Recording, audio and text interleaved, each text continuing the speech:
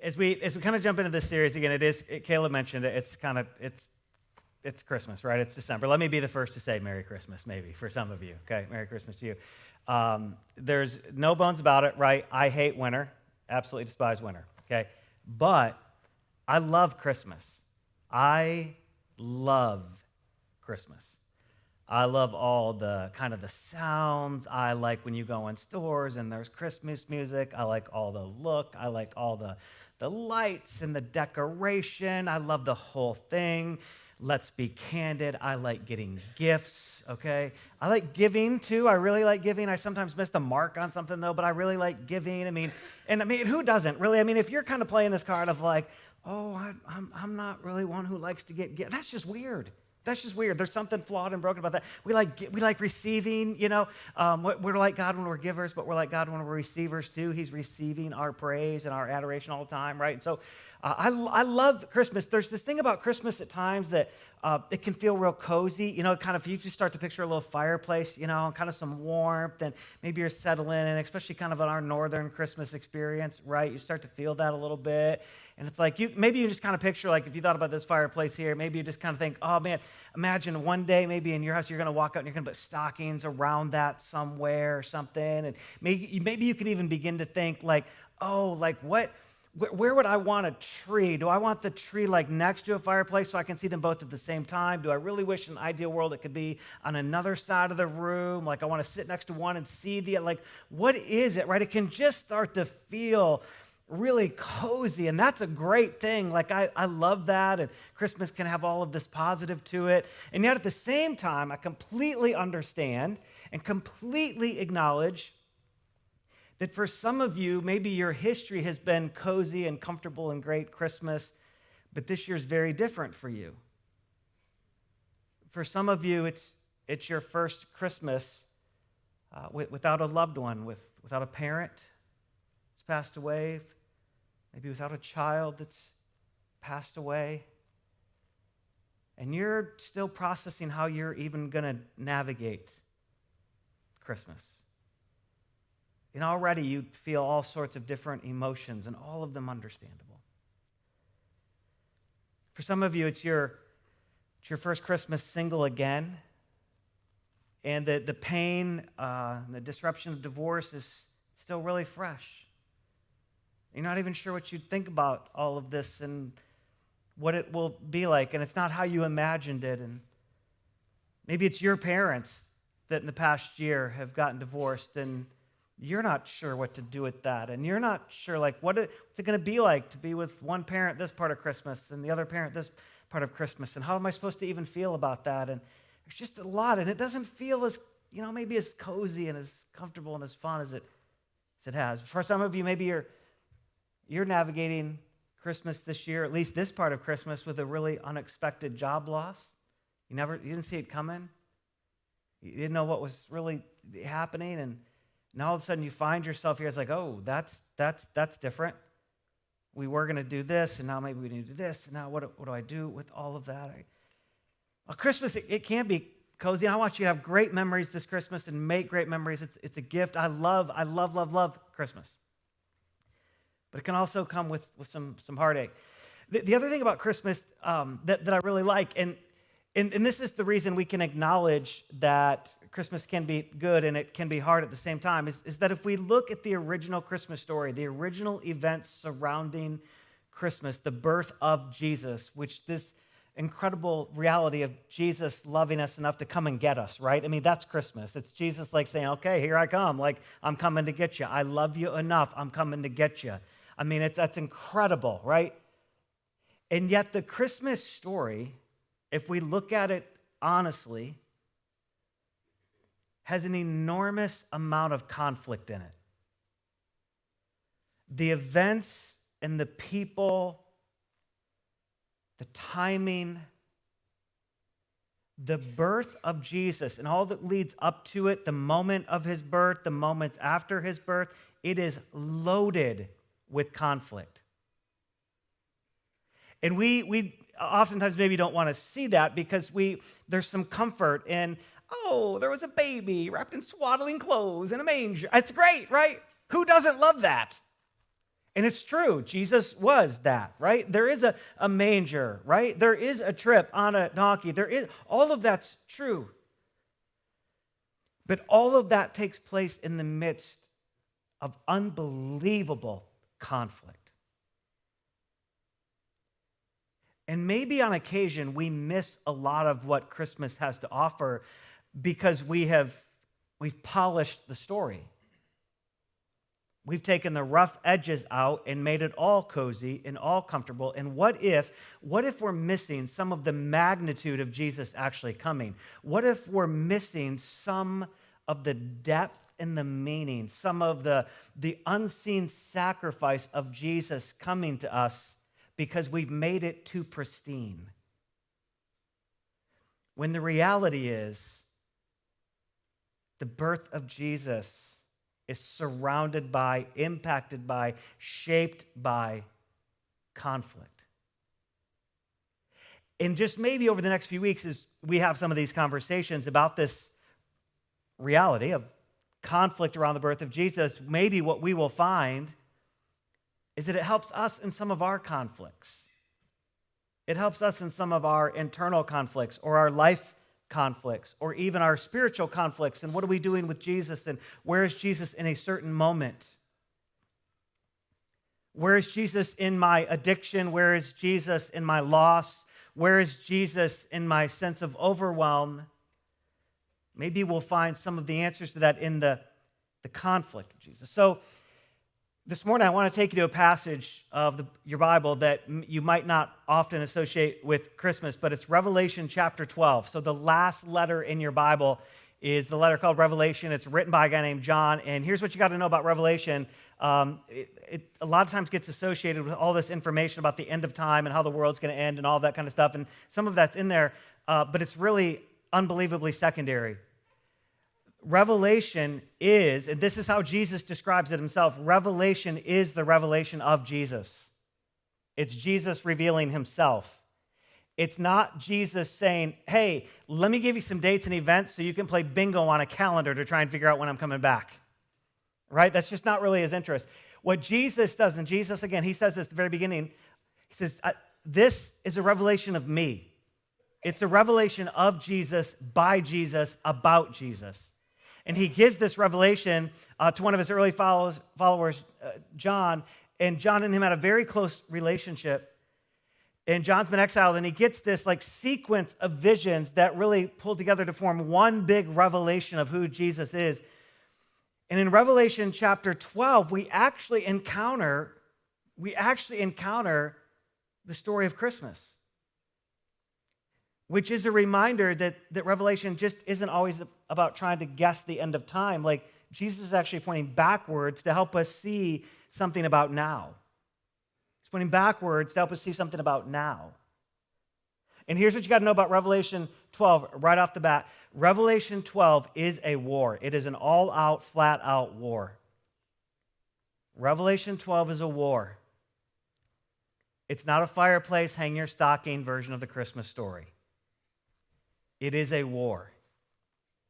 And we're just going to walk out almost all of it today and try and see the conflict within it and get a little understanding. And here's what I know is that Jesus today, at the beginning of this month, has a really good life-giving word for you that will include an invitation for you,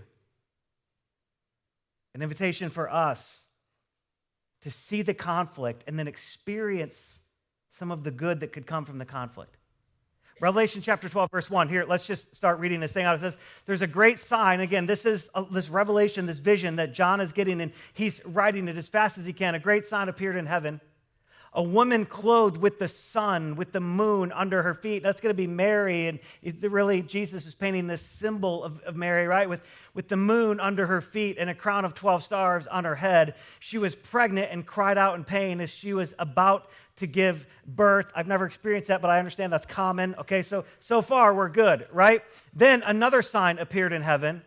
An enormous red dragon with 7 heads, 10 horns, and 7 crowns on its heads. Its tail swept a third of the stars out of the sky and flung them to the earth. Now, we got to just for a second talk about this dragon and understand all of the symbolism around this dragon. So let me just real quickly show you what's happening in this thing. There's 7 heads on this dragon. 7 is one of the numbers of completeness in the Bible. So you're getting this idea of completeness and authority. All this authority and power that this dragon has. 10 horns. That's every time you see horn in the Bible, it's about strength. Could be for good or could be for evil, but it's always about strength and power. 7 crowns, it's wealth. Whoever the dragon represents, he's got tons of wealth. He is the richest of the rich. His sweeping tail is about influence. There's this power to influence. You can see he struck down some of the other stars, right? So who is this dragon? The dragon, we're going to see in a little bit in verse 9 of this chapter, the dragon is a symbol for Satan. It's Jesus saying, hey, on the night of my birth, there's this lady, her name's Mary, and he gives us the symbol of Mary, and there's this dragon who is Satan. Now, how many of you in your nativity have a dragon? Me either. But there's something going on inside of this story, and you got to understand the dragon that represents Satan is powerful. There's a lot of power represented in this. So you can already feel the conflict brewing, right? You can already feel like the war starting to take shape. So let's see how it plays out. Go back into finish up verse 4, and then we'll go through 6. The dragon stood in front of the woman who was about to give birth so that it might devour her child. The moment he was born. How many of us think about that on Christmas?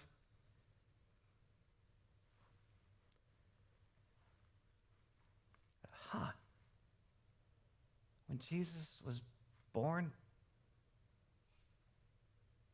Satan had a hit out on him from the second he was born? Yeah.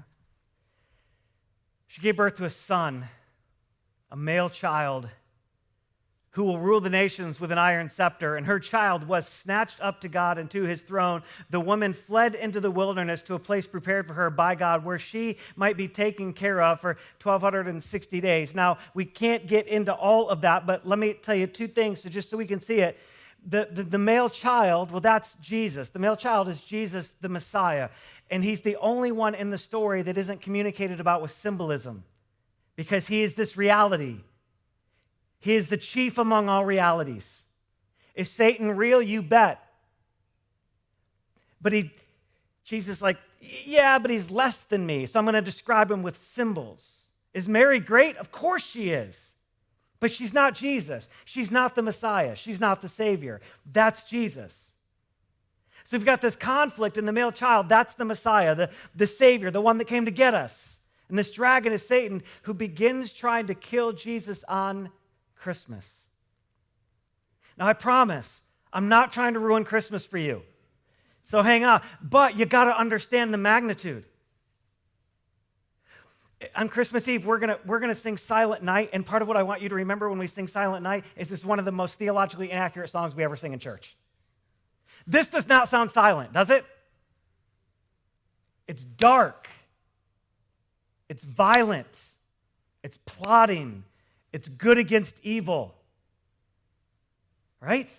Let's keep going. We'll jump into verse 7. We'll see it'll play. Then the war broke out. There it is. The war breaks out in heaven. Michael and his angels. Michael's one of the archangels, the chief angels in God's kingdom. He and his angels fought against the dragon. And the dragon and his angels, Satan and all his demons, fought back. But the dragon was not strong enough. And they lost their place in heaven. The great dragon was hurled down. That ancient serpent called the devil, here it is, or Satan, who leads the whole world astray. He was hurled down to the earth, and his angels with him. He uses his tail to sweep a third of the angels with him. And so now you have God and his angels, and you have a very real Satan and his demons. And there is this war. There is a fight for power. There's a fight for a throne. There's a fight for influence. There's a fight for authority. And here's what we know, right? There is this fight, and Satan's got a plan to kill this baby, right?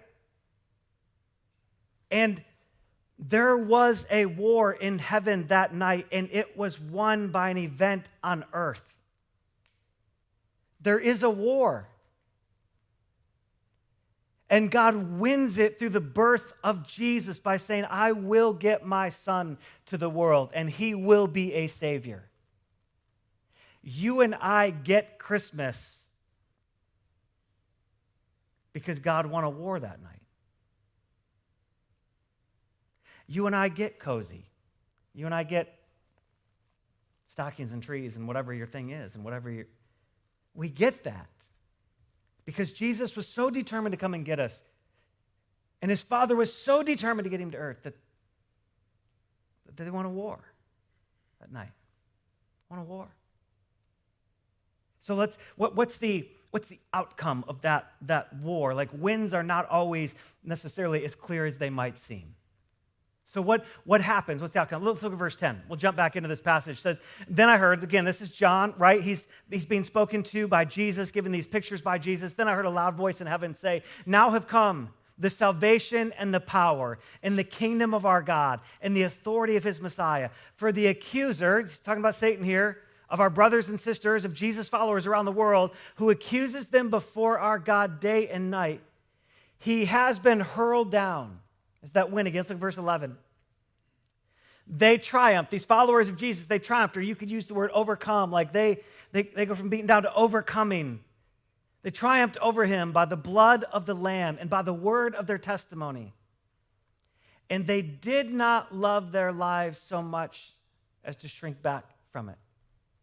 There's a couple pictures in here, right? There's some pictures of Satan, and there's some pictures of how we overcome, people who are still following Jesus. There's some picture of Satan, but there's some picture of us, all these Christmases later, how we actually walk in this win, this triumph, this overcoming that Jesus accomplishes for us.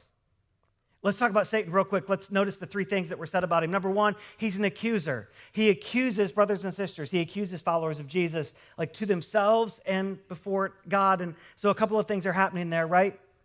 Satan's greatest ploy is to make you feel guilty for things that he has forgiven, right? And to make you carry shame for things you have or have not done that maybe you genuinely should have. But what shame does is shame minimizes the power of grace and forgiveness. Shame stalls. Shame changes how you see yourself and how you identify yourself. Shame goes right for the root of your life. And Satan loves to accuse you to you. That's not who you really are. This is who you really are. You're not really that good. Jesus didn't really make you good. Jesus didn't really forgive you this. And if he can't accuse you to you in a convincing way, he will accuse God to you. God doesn't really love you like that. God's holding out on you. God, come on, God doesn't want your best. Look at what's going on. God does, right? He's an accuser. Coupled with that, they're married together, he's a deceiver. Jesus in this revelation, he said those two things. He's an accuser, he's a deceiver. He's always trying to bend the truth. He's always trying to take a truth of Jesus and bend it just a little. Is forgiveness a truth? It is. So what is Satan's ploy? To allow us to believe we are forgiven for certain things and not other things. Or to allow us to believe that other people can know grace and forgiveness, but we cannot. To allow us to believe that other people could be loved, and because love's a real thing and God is loving, but God wouldn't love you.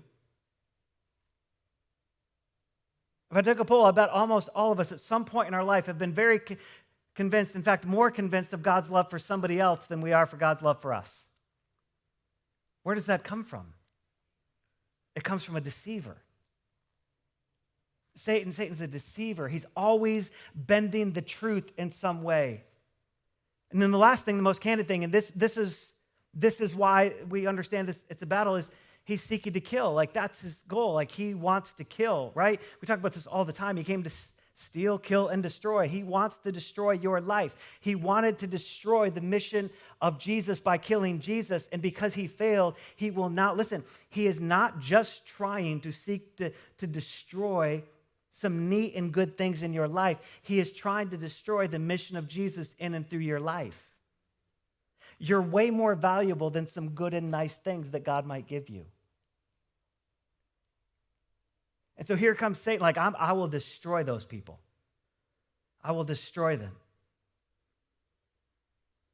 Whether you follow Jesus or not, what you kind of have to start to understand is there's a hit out on your life too.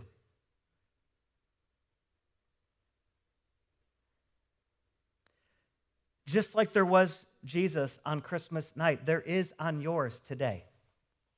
Today.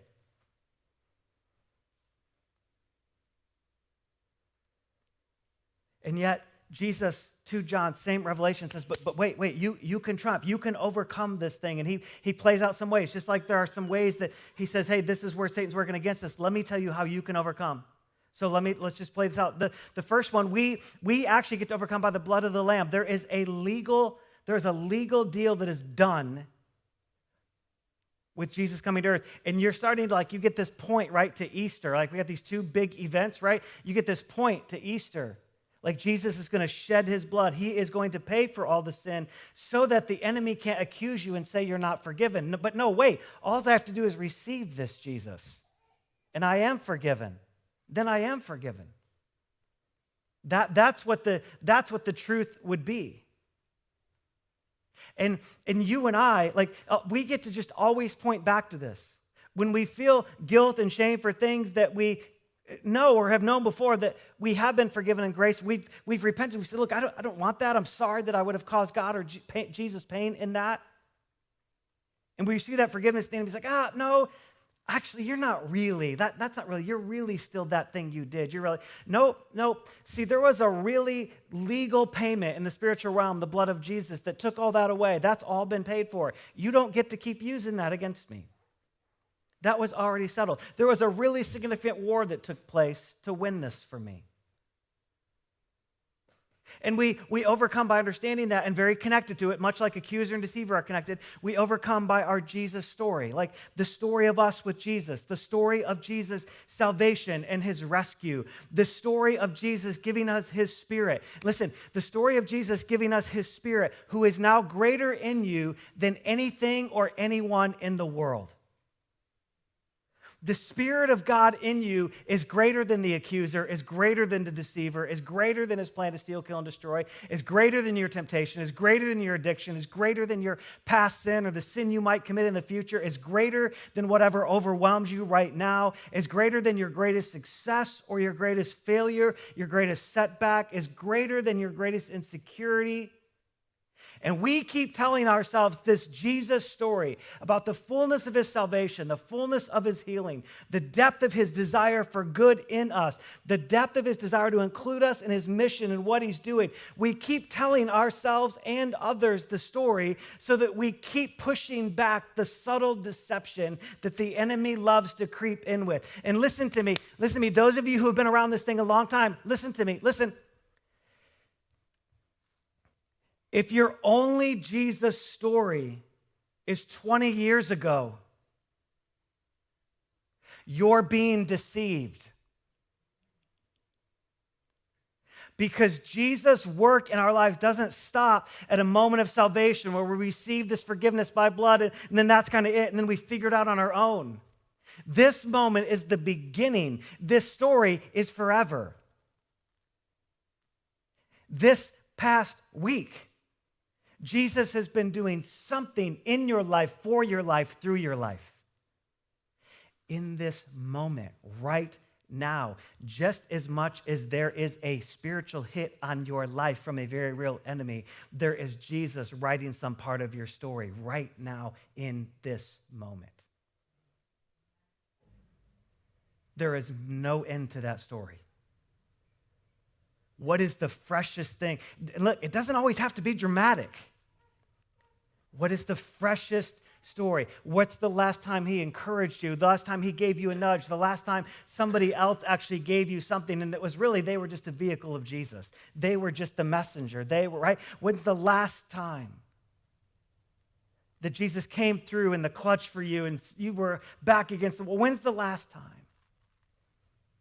When's the last time you laughed and it was a deep and it was a good laugh? That's Jesus. Laughter is good medicine. It's his idea. It can be that simple. Listen, this is how we overcome. I have been legally, if I will receive Jesus, I've been legally in the spiritual realm bought with this incredible price, this one Jesus who came to get me. It's why we have Christmas. And I will keep telling the story of Jesus in my life to myself and other people. I will keep telling the story to myself and other people. And then this last thing, if we really want to overcome, then we just don't shrink back from death. We don't need to fear death. Jesus said, hey, look, they overcome and they triumph when they don't hold to this life too much, when they don't love life so much that they find themselves afraid of death. If you love this life too much, if it's too much of the security, if it's too much of the salvation, then you fear death because you fear losing what you have. Let's be clear. We might dread pain, but we do not have to fear death. We are literally, I know it sounds so cliche, but we are literally just passing through. Death on this earth is batting 1,000. I've never been anybody who's been here forever. Right? And Jesus is like, you don't have to fear that. I've come to get you, so you don't have to fear that. And when the enemy tries to accuse you, say you can't make it, or deceive you, make you think you've got to be afraid of death and God doesn't love you, you can't be right with him, whatever. She's like, no, man, look, just hold all this stuff loosely, all the good stuff. Just hold it loosely. It's temporary. It's temporary. And the enemy's trying to kill my mission through your life, so he wants you to think it's permanent and that it's all that really matters, and he wants you to really think it's yours in the first place, but it's really not. It'll take a lot of pressure off yourself if you understand it's not, and then you won't have to fear death. You don't have to fear death. Some of you, the greatest gift you're going to get today is just this acknowledgement that because of Jesus and because of the hope of eternity, you do not have to fear death. We do grieve, but we grieve as people who have hope.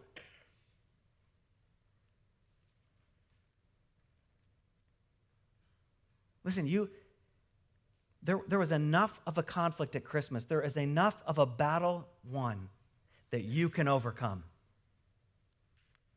Whatever it is that's knocking you back right now, whatever it is that as you head towards Christmas feels overwhelming, whatever the obstacle is, whatever the addiction or the vice or the grip is, whatever the uncertainty is, whatever the pause is, whatever the fear is, you can overcome. That is why Christmas matters. There was a conflict to put you in a position that you could win. I'm so glad it wasn't perfectly cozy. But there's a question. You might be asking it. You should be asking it. If Jesus won and we overcome, then why is there so much evil? Right? That's the question. Right? If Jesus won and we overcome, why is there so much evil? Not fair. If Jesus won and we overcome, then why is there so much evil? Why is there addiction? Why is there loss? Why is there failure? Why is there depression and anxiety and disease? Why is there that? Well, we got to go one more verse. Look at verse 12, and we'll see why. Therefore rejoice, you heavens, and you who dwell in them. But woe to the earth and to the sea. That, like, people like us are on that, right? Because the devil temporarily has gone down to you. Satan does have some authority in this world, right? This is not the perfection of God in heaven, right? He is filled with fury because he knows that a time is short. I just want to read this to you again. You got to hear this. This is described as Satan. He is filled with fury. Satan is fuming. He is furious. He is furious because he knows that his time is short. What time? His time to steal, kill, and destroy. He only has so much time to kill the life and the love and the mission of Jesus in people's lives. He knows his time is limited. He is full of fury because he has lost. And listen to me. Satan is living with a greater urgency than you can possibly imagine.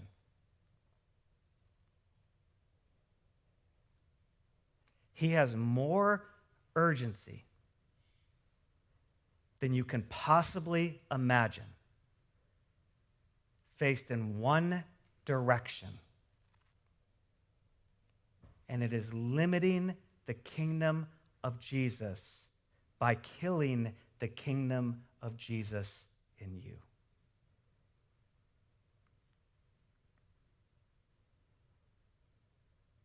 He's full of fury. And he knows his time is short, so he is about this singular business. Let me say it this way. Satan believes the gospel. No question about it, right? Or he wouldn't be filled with this fury. And he knows this time is short, and so here's what that really means. Let me give it to you one more time. Satan believes the gospel maybe better than us.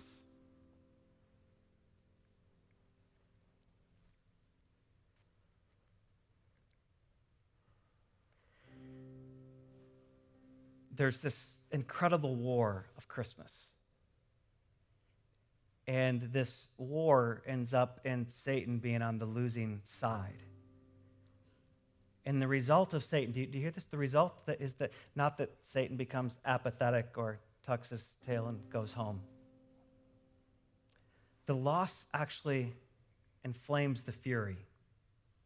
It increases the urgency. And one of the most deceptive things that Satan does to kill is while he lives with urgency about his mission, he stirs apathy in people like you and me. We're just trying to get to our cute and comfy Christmas. We're just trying to survive another day. We're just trying to get a job, save for retirement, do our thing, raise some kids, survive sleepless night, right? It's all part of it. But sometimes I wonder if he doesn't believe the gospel more than you and I do. It's this relentless urgency in it. And here's what I want to invite you into in this very first week of these Christmas conversations. And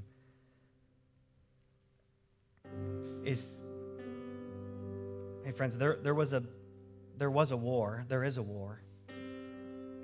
that Jesus won and is winning on your behalf, on my behalf. And maybe this Christmas we would see the depth of that fight a little more. And the depth of the fight does a couple of things. One, it ought to remind us of how much he values us. That he would fight for all of humanity. For you and for me. I mean, maybe it would remind us of how valuable we really are to him. Of how significant and how important. I mean, we live in a world where it's easy to be around a lot of people and not feel very valued or significant. We live in a world where it's really easy to be surrounded, even in families and activity and movement and friend groups, and yet wonder if we're really valued. Are we really seeing? The actual events of the Christmas story say, yeah. In fact, they scream, yes. Yeah. Yeah. My question is where do you feel overcome right now? Because what today is an invitation for you to become the overcomer. Do you feel overcome and overwhelmed and trying to figure out family dynamics or a health thing or a work thing or a school? I mean, where do you feel overwhelmed? Because there is a way to overcome.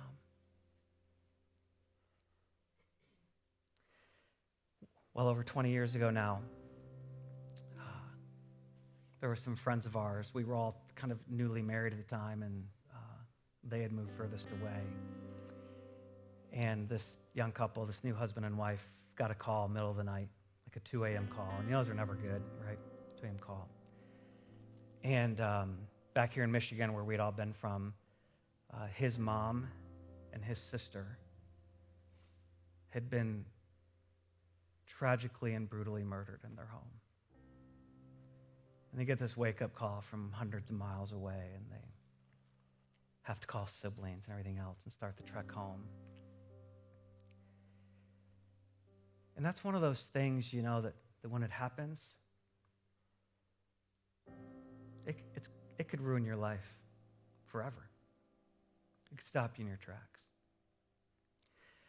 And their sense of loss and sense of grief and sense of injustice is unlike anything I've ever seen. And for 20-some years, they've been on this remarkable healing journey. They've found renewed joy, purpose, hope. And you know how they did it? It's interesting. It's actually not as complex as you think. I mean, yeah, they had to take a lot of right steps, get themselves in the right environments, and all things. But you know what they did? They kept reminding themselves who they were as a son and daughter of God. They kept reminding themselves of this price paid. They kept rehearsing the story of Jesus. They kept talking it out. And even in the depths of some of their greatest doubt, they kept telling themselves and each other and others the story. And they learned to not fear the death that so tragically and suddenly invaded their life. Easy? Not a chance. Not a chance. 20-some years later, it's not easy all the time for them. But they're overcoming. Not on their own strength. Not easily and not on their own. But they're overcoming. I recently had a conversation with a guy, early 50s-ish, and we were just talking. It was a really casual environment. And he said, I look at my life and I kind of am where I wanted to be. Like, this is what I envisioned. This is the kind of job I thought I would have. I'm really grateful for my family and these opportunities I have and some of the influence getting to have with the next generation, But then he just says, but it's everything I thought I wanted, but it's nothing like what I thought it would be.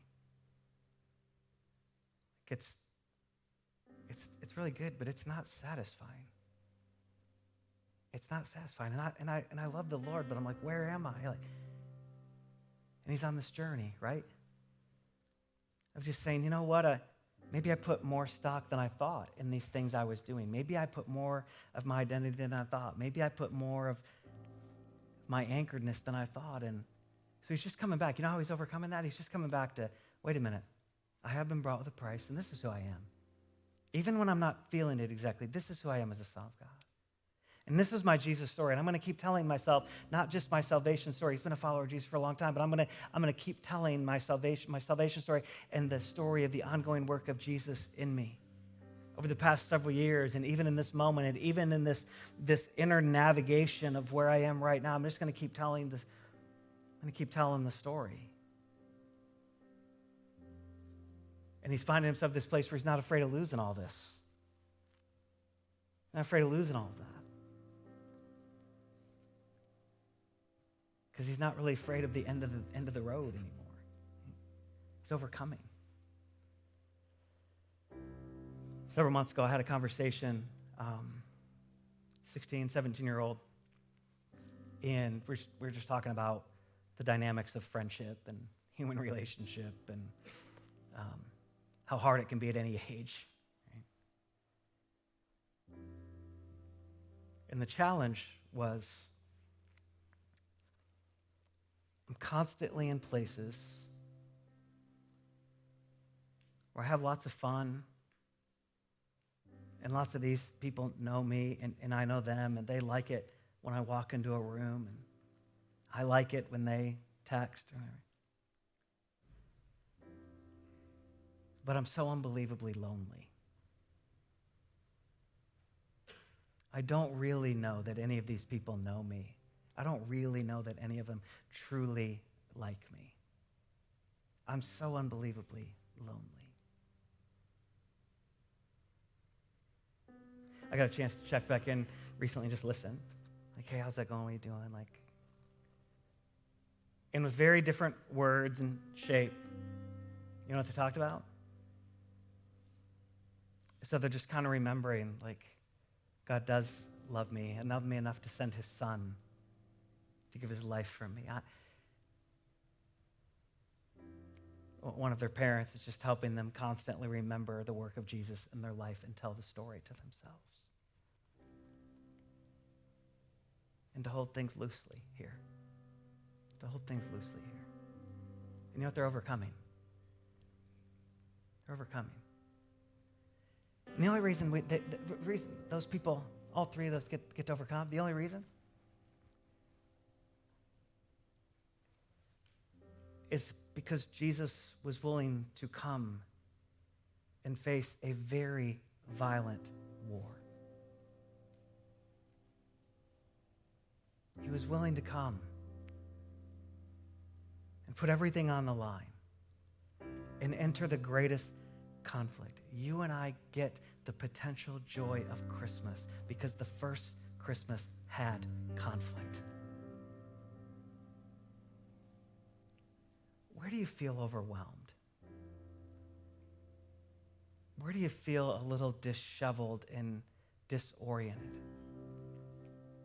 Where do you feel like things are so good, but somehow they don't feel as they should be? Where do you feel on the brink of losing something so valuable to you, but you're not really sure what to do about it or how it even got here? Where do you feel just unbelievably worn out and spent? Maybe from doing really good things. In fact, probably from doing really good things. Where do you still feel stuck in an addiction? Even if it feels like it's just the final strands of that addiction and you have more freedom than you ever had, but it's just got these final little ropes wrapped around.